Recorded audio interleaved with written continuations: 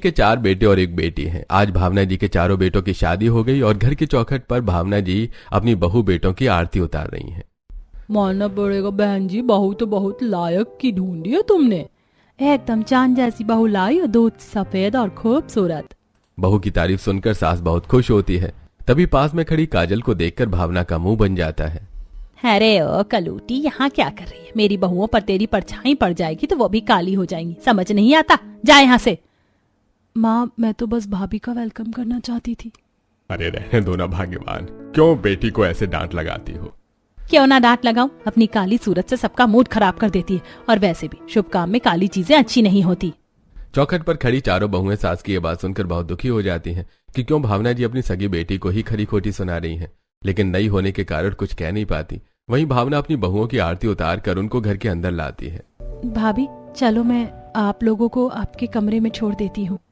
काजल को उसकी भाभियों से बात करते देख भावना, कितनी बार कहा है मेरी दूध जैसी सफेद बहुओं से दूर रहना, तुझे बात समझ नहीं आती? जा यहाँ से। अभी रसोई में शादी के खाने के जूठे बर्तन फैले, उन्हें समेट। बहू चलो, मैं तुम्हें कमरे में छोड़ देती हूँ। फिर भावना जी सारी बहुओं को उनके कमरे में छोड़ देती है। वहीं काजल अकेले रात 3 बजे तक जागकर पूरी रसोई समेटती है और सारे बर्तन धोती है कमरे में। अजी, माँ जी काजल के साथ इतना बुरा बर्ताव क्यों करती हैं? क्या ननद जी अडॉप्टेड हैं या ये उनकी सौतेली माँ है? नहीं रीमा, कैसी बात करती हो? काजल हमारी सगी बहन है, लेकिन घर में सब गोरे हैं और वो सांवली है, इसलिए माँ उसे पसंद नहीं करती। अपनी ही औलाद से कौन इतनी नफरत करता है? ऐसे ही चारों बहुएं ये सोच के परेशान थी कि उनकी सास नंद के साथ इतना बुरा बर्ताव क्यों करती है। अगली सुबह जब सारी बहुएं अच्छे से तैयार होकर अपनी पहली रसोई की रस्म करने किचन में जाती हैं, जहां काजल ने पहले ही चाय नाश्ता बना दिया था। अरे ननद जी, आपने इतनी सुबह चाय नाश्ता बना भी दिया? हम है ना, आपने क्यों किया? कोई नहीं भाभी, ये तो मेरा रोज का काम है। चलो मिलकर नाश्ता टेबल पर लगा देते हैं। चारों भाभियां नंद का बनाया नाश्ता उठाकर टेबल पर रखने जाती हैं कि तभी सास वहां आ जाती है। अरे बहुओं, तुम क्यों काम कर रही हो? काजल कहाँ गई? तभी काजल वहां आती है। माँ, मैं अभी कर रही हूँ। हाँ, आ गई भाभियाँ, अब तो तेरे पर लग गए। बेटी, मेरे घर में काम चोरी नहीं चलेगी। काजल चुपचाप माँ की खरी खोटी सुनकर नाश्ता परोसने लगती है। सब नाश्ता करके अपने काम में लग जाते हैं। वहीं सास, बहुओं, आज तुम्हारी पहली रसोई है ना, तो बढ़िया से मन लगाकर खाना बनाना। ठीक है माँ जी। चारों बहुएं रसोई में खाना बनाने जाती हैं। वहीं काजल भी रसोई में भाभियों की मदद करने जाती है कि तभी भावना जी उस पर भड़क जाती हैं। अरे ओ कलूटी, कितनी बार मना करूं कि मेरी बहुओं से दूर रहकर। तेरी काली परछाई भी नहीं पड़नी चाहिए मेरी दूध सी बहू पर। भावना चारों बहुओं के सामने जैसे काजल को सुनाती है, उसे बहुत बुरा लगता है और रोते हुए अपने कमरे में चली जाती है। माँ ने बचपन से मुझे प्यार नहीं किया, हमेशा सुनाती रही, लेकिन आज भाभी के सामने भी मेरी इज्जत नहीं रखी। कभी कभी तो लगता है कि मेरी सौतेली माँ है। काजल रोते और खुद से बात करते हुए कुछ पुरानी बातें सोचने लगती है। हॉस्पिटल के कमरे में भावना और जीवन के चारों बेटे खड़े थे। हॉस्पिटल के कमरे के एक वार्ड में भावना बिस्तर पर लेटी थी और पालने से नर्स एक नवजात बच्ची उठाकर भावना को देती है। मुबारक हो, बेटी हुई है आपको। बेटी के नाम से भावना बहुत खुश हो जाती है, लेकिन जैसे ही बेटी का चेहरा देखती है, उसकी खुशी गम में बदल जाती है। मेरे सारे बेटे गोरे हैं, मैं गोरी हूँ, मेरा पति गोरा है। ये काली कलूटी बेटी कहाँ से दे दी भगवान आपने? अरे वाह मम्मी, हमारे घर तो काली परी आई है। ये हमारी छोटी बहन काली परी है। क्या हुआ भाग्यवान, तुम खुश नजर नहीं आ रही? इतनी काली बच्ची देखकर मैं खुश होंगी? मुझे तो अब ऐसा लग रहा है भगवान ने 5वां बच्चा ना दिया होता तभी ठीक था। काजल ये सब सोच ही रही थी कि तभी उसके कमरे पर नॉक होता है। ननद जी, आप ठीक हो? हाँ भाभी, आओ, यहाँ क्या कर रही हो? जाओ यहाँ से, वरना माँ फिर से मुझे डांटेंगी। सॉरी अगर हमारी वजह से आपको माँ ने डांटा तो, लेकिन ऐसा ना कहिए, हमें बिल्कुल अच्छा नहीं लगता जैसे माँ आपसे बात करती हैं। चलो खाना बन गया है, खा लो। काजल भाभियों के नम्र बर्ताव से हल्का मुस्कुरा देती है और सभी के साथ खाने के लिए डाइनिंग टेबल पर बैठ जाती है। काजल, घर में और कोई काम नहीं है बेटा? यहाँ बैठने को किसने कहा? माँ, वो क्या? तेरी भाभियां काम करे और तू ऐसे बैठकर खाए, अच्छा लगता है? बहू तुम बैठो, खाना बनाकर थक गई होगी, ये काजल परोस देगी। जिसके बाद बहुओं के लाख कहने पर भी सास नहीं मानती और बहुएं सबके साथ बैठकर खाना खाने लगती हैं और काजल सबको खाना परोसती है। खाना तो बहुत ही स्वादिष्ट है बहू। वाह, ये दाल मखनी तो कमाल की बनी है। ये राजमा चावल भी कुछ कम नहीं है। मेरी बहुओं ने बनाया है ना, इसीलिए। सभी बहुओं के बनाए खाने की खूब तारीफ करते हैं और उन्हें पहली रसोई का नेक देते हैं। सभी खाने के बाद उठकर चले जाते हैं और जब बहुएं बर्तन बटोरने लगती हैं तो बहू तुम क्यों कर रही हो ये सब, काजल कर देगी। अरे ओ कजरी कहाँ है, जल्दी आ और ये बर्तन बटोर। माँ भूख लगी है, सुबह नाश्ता किया था ना, कितना भी खा ले कम ही रहता है। एक तो ये काली, और अगर खा खा कर मोटी हो जाए तो और शादी के लिए आफत। काजल को माँ की बातों से बहुत दुख पहुंचता है। वहीं सारी बहुएं सास के सख्त स्वभाव के कारण कुछ कर नहीं पाती। काजल बिना खाए काम में लग जाती है। ऐसी दिन बीतते हैं। भावना जी का बिहेवियर उनकी बेटी के लिए बिल्कुल भी अच्छा नहीं था, जिसके कारण बहुओं को काजल के लिए बहुत बुरा लगता था। एक दिन बड़ी भाभी कविता तैयार हो रही होती है, तभी काजल उसके कमरे में जाती है। क्या हुआ ननद जी? कुछ नहीं भाभी, आपके प्रेस किए हुए कपड़े देने आई थी, ये लो। थैंक यू, लेकिन क्या जरूरत थी ये करने की, मैं खुद कर लेती। भाभी ये तो मेरा काम है। काजल इतना कहकर तैयार हो रही कविता को देखने लगती है और बेड पर पड़े उसके मेकअप को छूकर देखने लगती है। ननद जी आपको जो पसंद हो आप ले सकती हो इसमें से। नहीं भाभी मैं नहीं ले सकती, ये आपका है ना। कविता काजल को जबरन अपना मेकअप बॉक्स पकड़ा देती है और जब काजल वहां से जाने लगती है, भावना काजल के हाथ में मेकअप बॉक्स देखकर भड़क जाती है। मेरी बहुओं का मेकअप छूने की तेरी हिम्मत कैसे हुई कलूटी? अरे इस कोयले जैसे चेहरे पर तू कितना भी मेकअप लाली लिपस्टिक लगा ले, काली ही रहेगी। ला यहाँ बहू का मेकअप बॉक्स। भावना काजल से मेकअप बॉक्स छीन लेती है और कविता को वापस कर देती है। ये तो मैंने अपने मन से दिया था काजल को, माँ जी को ऐसा नहीं करना चाहिए था। जिसके बाद कविता अपनी बाकी देवरानी जिठानी के पास जाती है और उन्हें सारी बात बताती है। पता नहीं माँ जी को काजल दीदी से इतनी दिक्कत क्यों है, वो बेचारी कितनी सीधी और शांत है। यार मुझे ना अच्छा नहीं लगा, माँ जी ने काजल से मेकअप का बॉक्स जब वापस ले लिया। चले देने। हाँ दीदी चलो। चारों देवरानी नंद के कमरे में जाती हैं, जहां काजल अभी भी रो रही थी। अब फिर से मुझे माँ से डांट खिलाने आई हो आप लोग? प्लीज जाओ यहाँ से, वरना माँ देख लेंगी तो डांटेंगी। ननद जी आप हमसे गुस्सा मत हो, माँ जी आपके साथ जैसा व्यवहार करती है हमें अच्छा नहीं लगता। इतनी हमदर्दी मत दिखाओ भाभी, रहने दो। हम तुम्हारे लिए ये मेकअप बॉक्स लेकर आए थे। मुझे कुछ नहीं चाहिए, आप लोग बस जाओ यहाँ से। काजल भाभियों से मेकअप बॉक्स लेने से मना कर देती है, लेकिन कविता फिर भी वो मेकअप बॉक्स वहीं रखकर वहां से चली जाती है। ऐसे ही दिन बीत रहे थे। एक दिन घर का सारा काम हो गया, बस पोछा लगा देती हूँ फिर आराम करूंगी। रीमा जैसे ही पोछा लगाने जाती है, सास देख लेती है।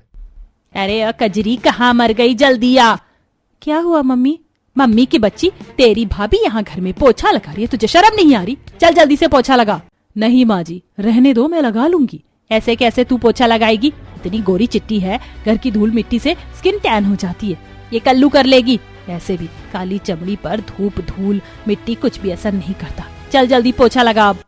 अब काजल पूरे घर में पोछा लगाने लगती है। उसके बाद छत पर जाकर पूरी छत धोती है। जब से भाभी आई है माँ ने तो और भी ज्यादा जीना हराम कर दिया है। अरे माँ मुझे प्यार नहीं करती ठीक है, लेकिन भाभी के सामने डांटती है तो अच्छा नहीं लगता। सारी भाभियाँ जानबूझकर अच्छा बनने की एक्टिंग करती है बस। माँ के कारण काजल के मन में भाभियों के लिए थोड़ी बहुत नफरत पैदा होने लगी थी। वहीं चारों भाभियां अपनी नंद को समझने की कोशिश कर रही थी। चारों काजल के बारे में बहुत सोचती हैं, लेकिन काजल वो तो उन्हें बुरा मान बैठी थी। एक दिन पड़ोसन कमला घर आती है। अरे ओ भावना बहन कहाँ हो? आओ आओ कमला, कैसे आना हुआ? थोड़ी चीनी चाहिए थी। अरे ओ कल्लो कहाँ मर गई, जल्दी आ, तेरी भावना काकी को चीनी दे दे। तभी तान्या बाहर आती है। लाओ माँ जी मैं दे देती हूँ चीनी, काजल सोई हुई है। तान्या पड़ोसनों को चीनी लाकर देती है, फिर पड़ोसन वहां से चली जाती है। वहीं काजल सो रही है। ये सुनकर भावना जी का दिमाग और गर्म हो जाता है। अभी बताती हूँ इस लड़की को, दिन में सो रही है और भाभियां किचन में पसीना बहा रही। अगर मेरी बहुओं के गोरे रंग को छुआ तो इसकी चमड़ी निकाल लूंगी। इतना कहकर भावना काजल के कमरे में जाती है और उस पर एक बाल्टी पानी डाल देती है। ये किसी टॉर्चर से कम नहीं था। माँ माँ माँ की बच्ची, वहाँ तेरी भाभी रसोई में लगी है और तू है कि यहाँ चैन की नींद सो रही है। जा जाकर काम कर। काजल जल्दी से उठकर रसोई में जाती है और सारा काम निपटाने लगती है। क्या हुआ ननद जी, आप ऐसे भागकर क्यों आ रही हैं? आप लोग जाओ यहाँ से, मैं सब कर लूंगी। काजल चारों भाभियों को रसोई से बाहर जाने को कह देती है और सारा काम खुद ही करती है। ऐसे दिन बीतते हैं और काजल दिन पर दिन और उदास और अकेली होती जाती है। एक दिन जब चेतना मशीन में कपड़े लगाने जा रही थी। भाभी आप रहने दो, मैं लगा दूंगी। मैं कर लूंगी काजल, तुम परेशान मत हो। मुझे डांट खिलवाना चाहती हो आप? नहीं तो जाओ यहाँ से। फिर काजल सारे कपड़े मशीन में धुलने डाल देती है और अपने कपड़े हाथ से धोने लगती है। तुम हाथ से कपड़े क्यों धो रही हो? मशीन में डाल दो, लाओ मैं डाल देती हूँ। इसके कपड़े कितने गंदे रहते पता है, धुलने से हाथ से, वरना मिर्च मसाले और धूल मिट्टी के दाग हमारे कपड़ों में भी लग जाएंगे। ये सुनकर चारों बहुएं शॉक हो जाती हैं। आखिर कोई भी माँ अपनी बेटी के साथ इतना भेदभाव कैसे कर सकती थी। वहीं शाम में जब चारों बहुओं के पति आते हैं तो बहुएं उनसे बात करती हैं। अजी माँ जी काजल से इतना बुरा बर्ताव क्यों करती हैं? क्या ये अडॉप्टेड है? नहीं नहीं, काजल हमारी सगी बहन है, लेकिन माँ बचपन से ही उसे पसंद नहीं करती। हम केयर भी करते उसकी, तो माँ हमसे कहती उसे दूर रखो। ये तो बिल्कुल सही नहीं है। दूसरी बहू के कमरे में माँ जी रोज ननद जी को इतनी बातें सुनाती है, हमें बिल्कुल भी अच्छा नहीं लगता।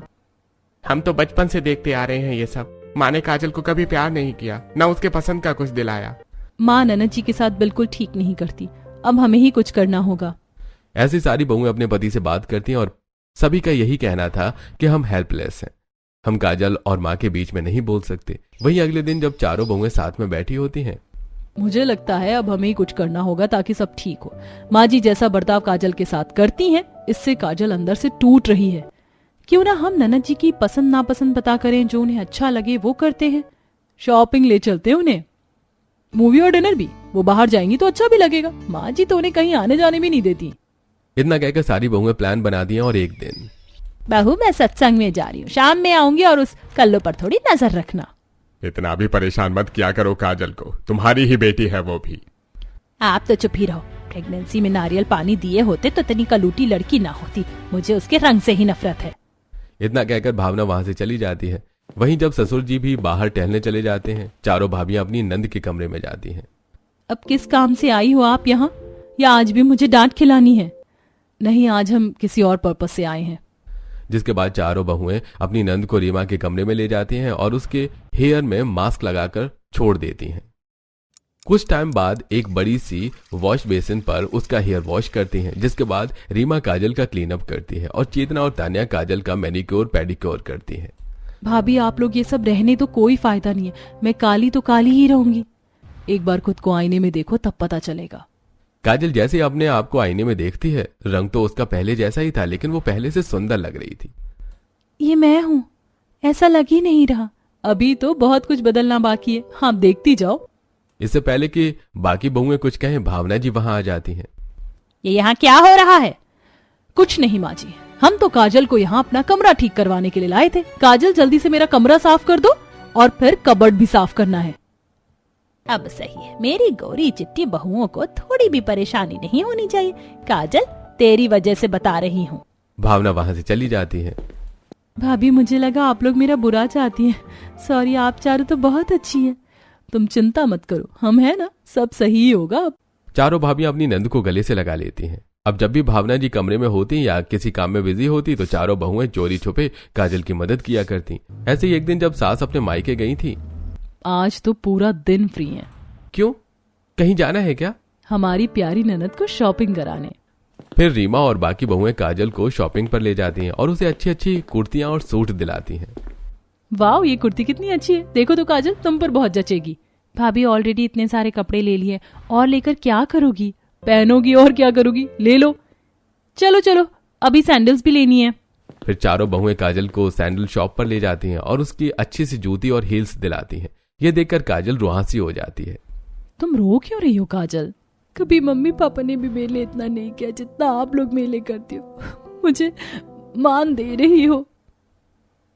तुम भी तो इतनी प्यारी हो, कैसे हम तुम्हारे लिए कुछ ना करें? चारों भाभियां काजल का खूब ख्याल रखती हैं। चारों काजल को शॉपिंग कराती हैं और उसे ढेर सारे स्किन केयर प्रोडक्ट भी दिलाती हैं। चलो अब शाम हो गई है, माँ जी के आने का समय हो गया, हम भी घर चलते हैं।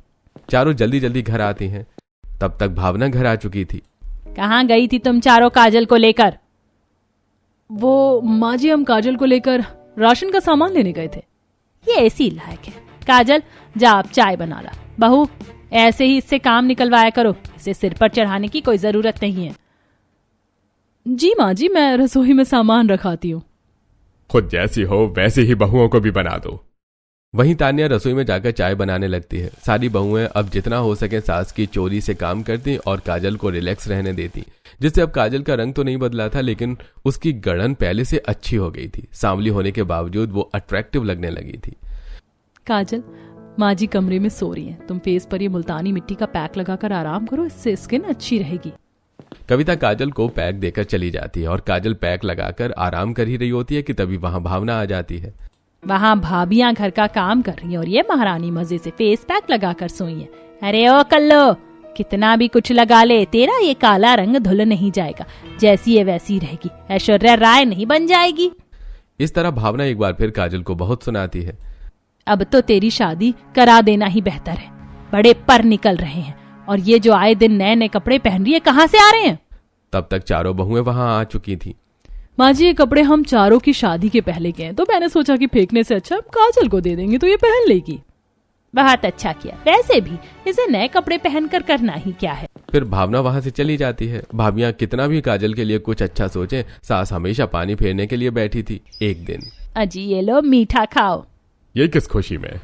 आज मेरी टेंशन दूर हो गई। हमेशा आपको और मुझे टेंशन रहती थी ना कि काजल को कोई अच्छा घर नहीं मिलेगा, कौन उससे शादी करेगा। हाँ तो क्या हुआ? वो पड़ोसन राशि है ना, उसके बुआ के बेटे का बेटा है, अच्छा घर खानदान, इकलौता लड़का है।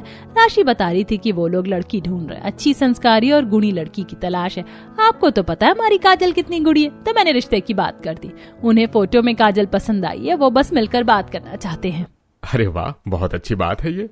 माँ जी काजल के लिए इतना अच्छा सोच सकती है, मैंने तो कभी सोचा भी नहीं था, मैंने भी कभी उम्मीद नहीं की थी।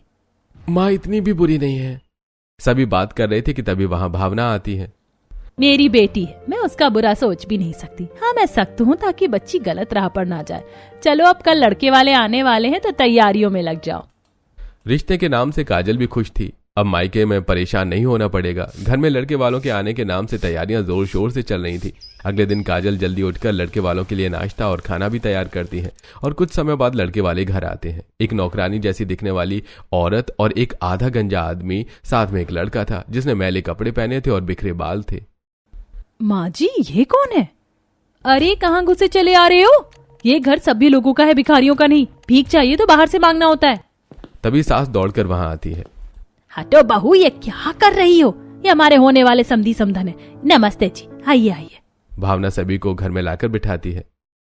ये कैसे लोगों को घर बुलाया है माँ? पागल हो गई है तेरी माँ।